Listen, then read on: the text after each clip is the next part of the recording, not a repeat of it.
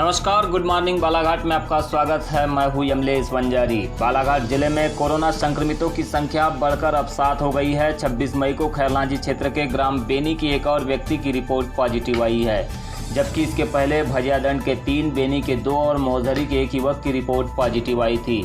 इस तरह बालाघाट जिले में कुल कोरोना मरीजों की संख्या 7 पर पहुँच गई है। मुख्य चिकित्सा एवं स्वास्थ्य अधिकारी मनोज पांडे ने बताया कि आईसीएमआर लैब जबलपुर से 26 मई की रात को प्राप्त रिपोर्ट के अनुसार खैरलांजी के बेनी निवासी एक व्यक्ति की रिपोर्ट पॉजिटिव प्राप्त हुई। बताया गया कि बेनी में इसके पहले मिले कोरोना मरीज के साथ यह व्यक्ति क्वारंटाइन में था।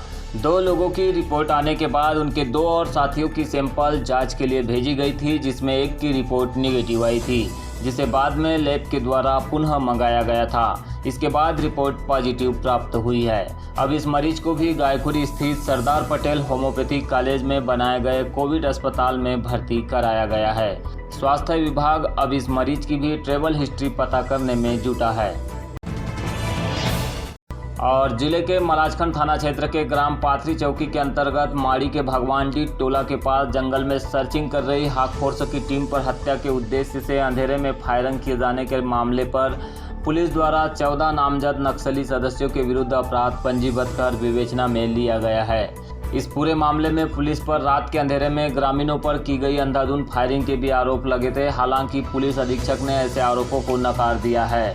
उन्होंने इस संबंध में आज मीडिया से विस्तृत चर्चा भी की और बताया कि तेंदुपत्ता तुड़ाई के चलते ठेकेदारों से वसूली को लेकर नक्सली सक्रिय हो गए हैं। शनिवार की रात को कुछ मुठभेड़ की बात सामने आई थी। क्या स्थिति सर माड़ीगांव टोला? जैसा अभी आप जानते हैं कि तेंदुपत्ता तुड़ाई का जो सीज़न चल रहा है, तो कई जगह से हमें ये सूचना आ रही थी कि नक्सल जो है अलग अलग क्षेत्रों में जो ठेकेदार हैं या फिर मुंशी हैं उनसे वसूली की कार्रवाई के लिए उनको टच करने का प्रयास कर रहे हैं और कुछ रकम की मांग कर रहे हैं। इस सूचना के आधार पर ऐसी 2 या 3 जगह में सूचना थी, वहाँ अलग जगह कुल हमारी 5 पार्टियाँ निकली थी हॉस्पिटल की, और जिन्होंने सूचना के आधार पर उन गाँव की जो अपने जंगल हैं उन जंगलों की या जहाँ पे जो तेंदुपत्ता तुड़ाई होती है उसके आसपास जिस क्षेत्र में देखे गए थे नक्सली, वहाँ की सर्चिंग की है।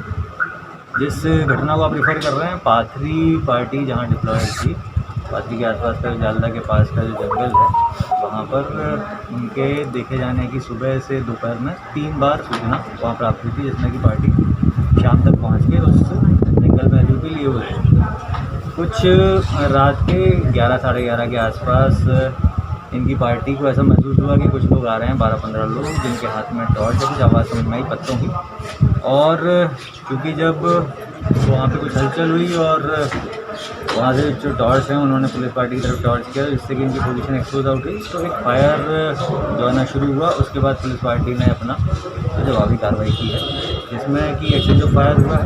सुबह इस घटनास्थल का वहाँ पे सर्च करने पर एक फ़ोन भी हमें वहाँ से मिला है। हालांकि बाद में एक और इस तरह का ये आया कि वहाँ पे गाँव के 2 लड़के भी उस तरफ से निकले थे उस समय, जिनका फ़ोन करने की संभावना है। नंबर भी मैच कर रहा है, पर हम लोग जांच कर रहे हैं इस मामले। सर उस अंधाधुंध फायरिंग में बताया जा रहा है कि 2 भाई जो भैंस ढूंढने के लिए गए हुए थे, वो बाल बचे हैं सर वहाँ से, और जो गांव वाले भी अभी भी सन पड़े हुए वहाँ पर, और जो उनको वो भय से कैसे निकले, इसके लिए क्या प्रयास होगा सर?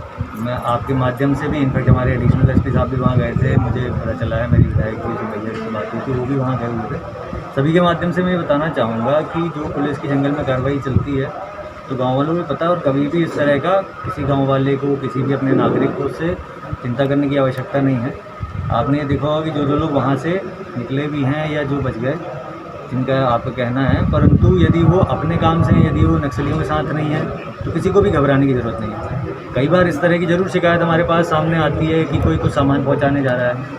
पिछले साल भी गढ़ी में भी जब कार्रवाई हुई थी तो बिना एक भी राउंड फायर किए हम लोगों ने गढ़ी में 5 से 6 ग्रामीण पकड़े थे, जिनके हाथ में नक्सलियों ने जो उन्हें टैप चार्ज करने के लिए दिया था वो भी हमने जब्त किया था, कुछ सामान भी जब्त किया था। तो लगातार पुलिस पूरी जिम्मेदारी से, जब तक उसके ऊपर फायर नहीं होता, बिल्कुल फायर नहीं करती है। और ये मैं आपके माध्यम से उन ग्राम के नागरिकों को, पूरे बालाघाट ज़िले के नागरिकों को ये विश्वास दिलाने का प्रयास कर रहा हूँ कि आपको किसी भी चीज़ से उसमें डरने की, घबराने की या भयभीत होने की आवश्यकता नहीं। इनफैक्ट हम तो ये चाहेंगे कि आपको जो सूचना आ रही है, यदि कोई आप पर अनावश्यक दबाव डाल रहा है किसी अनाज के लिए, पैसे के लिए या कुछ सामान लाने के लिए, पहुंचाने के लिए, तो आप हमें ज़रूर बताएं।